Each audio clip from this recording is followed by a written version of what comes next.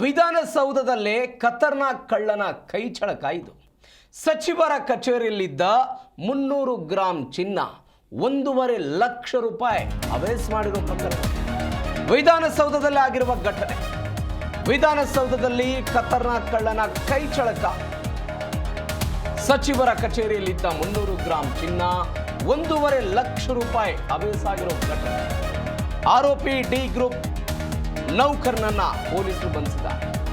ವಿಧಾನಸೌಧದ ಒಳಗಡೆ ಈ ಪರಿಪ್ರಮಾಣದಲ್ಲಿ ಚಿನ್ನಾಭರಣ ಮತ್ತು ಕ್ಯಾಶ್ ಬಂದಿದ್ದು ಹೇಗೆ, ಒಳಗಡೆ ಹೆಂಗ್ ಬಂತು, ವಿಪರೀತವಾದಂತಹ ಭದ್ರತೆ ಇರುತ್ತೆ.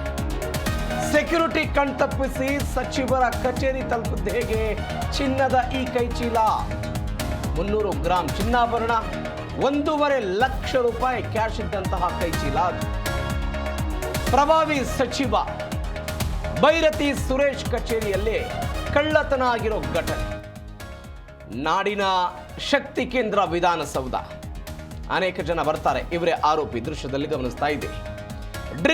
ಡಿ ಗ್ರೂಪ್ ನೌಕರ ಇವರನ್ನ ಬಂಧಿಸಿದ್ದಾರೆ. ಪ್ರಭಾವಿ ಸಚಿವರ ಕಚೇರಿಯಲ್ಲಿ ಕಳ್ಳತನ ಆಗಿದೆ. 300 ಗ್ರಾಂ ಚಿನ್ನಾಭರಣ, 1.5 ಲಕ್ಷ ರೂಪಾಯಿ ಕ್ಯಾಶ್ ಹೇಗೆ ವಿಧಾನಸೌಧದ ಒಳಗಡೆ ಹೋಯಿತು ಅಂತ. ಕೆಲಸದ ನಿಮಿತ್ತ ಸಚಿವರ ಕಚೇರಿಗೆ ನವೀನ್ ಎಂಬ ವ್ಯಕ್ತಿ ಬಂದಿದ್ರಂತೆ. ಸಚಿವರ ಕಚೇರಿಯಲ್ಲಿ ಆ ಕೈಚೀಲವನ್ನ ಮರೆತು ನವೀನ್ ಹಾಗೆ ಹೋಗಿದ್ರು. ಮಾರನೇ ದಿನ ಬಂದು ನೋಡಿದಾಗ ಕೈಚೀಲ ನಾಪತ್ತೆ ಆಗಿತ್ತು. ಆ ಚೀಲ ನಾಪತ್ತೆ ಆಗಿತ್ತು. 300 ಗ್ರಾಂ ಚಿನ್ನ ಇರೋದು ಮತ್ತು 1.5 ಲಕ್ಷ ರೂಪಾಯಿ ಹಣ ಇರೋದು. ಆ ಚೀಲ ನಾಪತ್ತೆ ಆಗಿತ್ತು. ಅದಾದ ನಂತರ ಮಾರನೇ ದಿನ ಬಂದು ನೋಡ್ತಾರೆ, ಇರಲಿಲ್ಲ ಅಲ್ಲಿ. ಗಾಬರಿಗೊಂಡ ನವೀನ್ ಓಡೋಡಿ ಬಂದು ವಿಧಾನಸೌಧ ಪೊಲೀಸ್ ಠಾಣೆಗೆ ದೂರು ಕೊಡ್ತಾರೆ. ಪೊಲೀಸರು ಸಿಸಿಟಿವಿ ಪರಿಶೀಲನೆ ಮಾಡಿ ಡಿಪಿಎಆರ್ ಡಿ ಗ್ರೂಪ್ ನೌಕರ ಕೈಚೀಲ ಹಿಡಿದುಕೊಂಡು ಹೋಗೋದನ್ನ ಸಿಸಿಟಿವಿಯಲ್ಲಿ ಪತ್ತೆ ಮಾಡಿದ್ದಾರೆ. ವಿಧಾನಸೌಧ ಪೊಲೀಸರಿಂದ ಆರೋಪಿಯ ಬಂಧನ ಪರಿಶೀಲನೆ ನಡೆಸದೆ ಚಿನ್ನಾಭರಣ ಮತ್ತು ಕ್ಯಾಶ್ ಅನ್ನ ಒಳಗ್ಬಿಟ್ರ. ವಿಧಾನಸೌಧದ ಒಳಗಡೆ ಭದ್ರತಾ ಸಿಬ್ಬಂದಿ ಬಿಟ್ಟಿದ್ಯಾಕೆ? ಮೆಟಲ್ ಡಿಟೆಕ್ಟರ್ ಇರುತ್ತೆ, ಭದ್ರತಾ ತಪಾಸಣೆಗಳಾಗುತ್ತೆ. ನೂರಾರು ಜನ ಅನೇಕ ಕೆಲಸಗಳಿಗಾಗಿ ವಿಧಾನಸೌಧಕ್ಕೆ ಬರ್ತಾರೆ.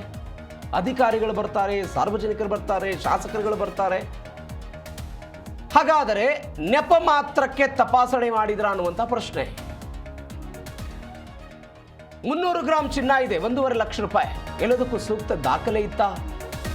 1.5 ಲಕ್ಷ ರೂಪಾಯಿ ಹಣಕ್ಕೂ ದಾಖಲೆ ಮತ್ತು 300 ಗ್ರಾಂ ಚಿನ್ನಕ್ಕೂ ಕೂಡ ದಾಖಲೆ ಇತ್ತ? ಸಚಿವರ ಕಚೇರಿಯಲ್ಲಿನ ಕಳ್ಳತನ ಭದ್ರತಾ ವೈಫಲ್ಯದ ಪ್ರತೀಕ ಅಂತ ಹೇಳಲಾಗ್ತಿದೆ.